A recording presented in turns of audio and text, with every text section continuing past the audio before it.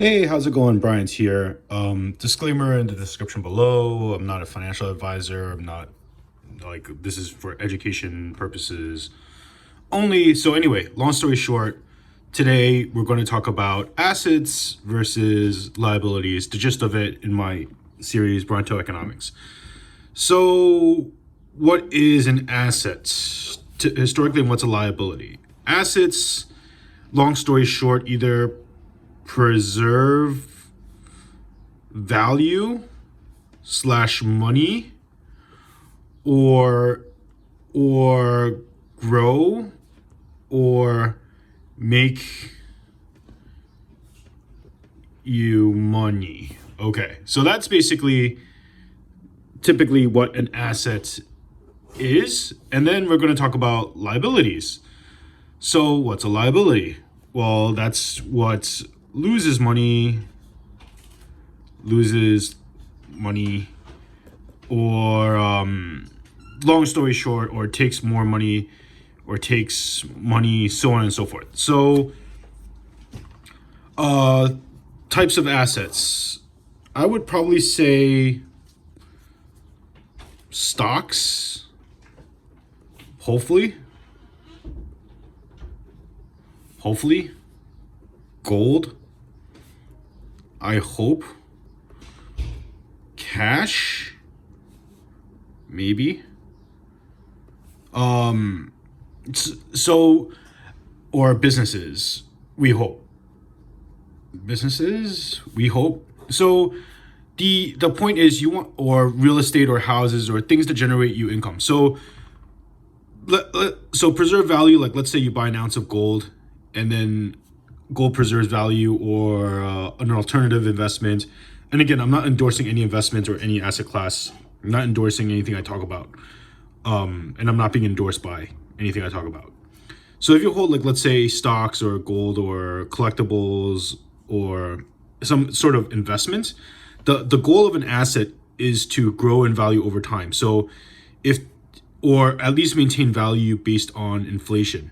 So if you have a stock that today is 2021, and then you have a stock today that's $100, if in 2022 it's also $100, then you basically lost money because of something called inflation.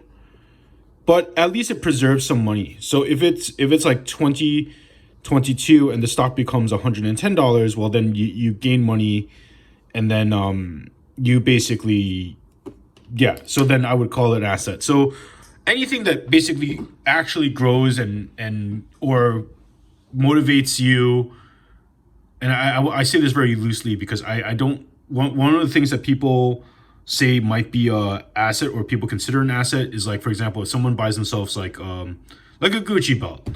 I don't really consider a Gucci belt an asset unless you're like a famous celebrity, you wear a Gucci belt and that brings you more views or likes or whatever on Instagram or whatever, and it makes you look more appealing, and then that brings you more money, or it motivates you to earn more money. Then in that case, that might be an asset. So that's sort of like arbitrary.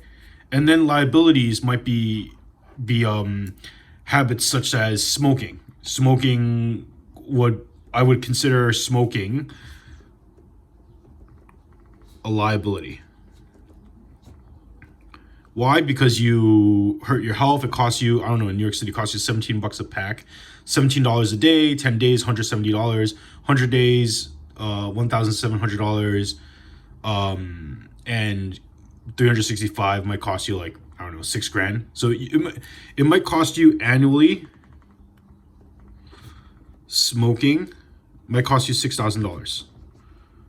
And that's a liability because you lose money. And on top of which, you could have invested this money.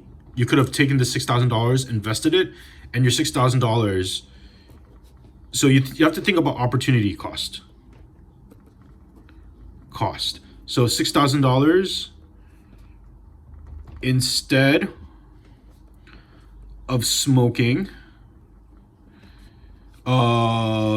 becomes, I don't know, $20,000. Some become by investing.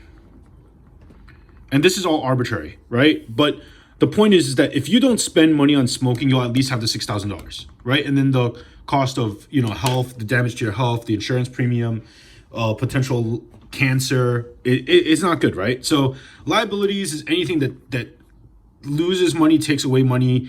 And I want people to start looking at it differently. Like, for example, you could take it further, and a liability might be going out to eat at expensive restaurants every day, or going into debt to buy Louis Vuitton bags on credit card. Then it becomes a liability. So like credit card debt at high interest. Like if credit card debt at high interest, if you buy a Louis Vuitton bag for like $3,000 and you put it on a credit card, you make the minimum payment, and your interest rate's like 20%, and you pay it off in 20 years or you don't, your $3,000 handbag might end up costing you like $12,000 or $10,000 if that's the way, because of the way that it works. So I'm challenging people basically to look at things as whether or not it's an asset or a liability. For example, if you go to I don't want to use this example of education because because that's really, but let's say in a hypothetical, I guess theoretical scenario where someone goes to a college that's like $100,000 a year or whatever, and then they get a degree and they don't do anything with it, and they have all this debt because they took a loan off of it, and for the rest of their life they don't pay off this loan and they don't do anything with the degree.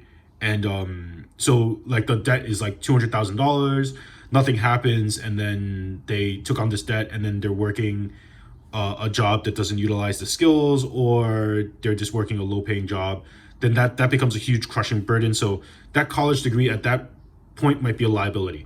But if you, let's say someone wants to become, I don't know, in theory, like a doctor or engineer or something like a high-paying profession of some sort, and then they took out a loan to be a doctor, and the loan cost them, using arbitrary numbers, like $500,000, but the job ends up paying them $1 million a year. Then that might at that point become an asset. So people have to look at what works for them, and think about things like a car. So a car might be an asset or a liability. If you don't have a car and you live in a place that doesn't have public transportation and you need a car to get to and from work, then it might make sense to get a car. So a car can be, it can be either or. A car can be an asset or a liability. Like if a car, you need it to get to work, and it's the only car, and I don't know, it's the bare minimum that runs, and it costs like 10,000, 15,000, 5,000, 2,000, whatever the cost is, then that's probably an asset, because that's the bare minimum you need to be able to at least do your job or function. And it might become a liability if, let's say, you get a car that's too expensive, like you take out a loan, you take out a car loan, or you put it on a credit card, and you buy an expensive Mercedes or something you can't afford for like $70,000, $80,000, and you make all these payments, and cars don't really hold value. So you get the excess. So let's say you buy a car for $2,000 that does the same job in a theoretical scenario versus $70,000, right? In this is all theoretical scenario. If you bought a car for $2,000 that gets what you need done, then that means you saved $68,000 or more if you have interest or whatever. And then you can use that difference to invest and take a chance in any sort of, I don't know, real estate, business, stocks, gold, cryptocurrency, or whatever it is out there. You at least have it versus lose it outright. So that's basically my little spiel.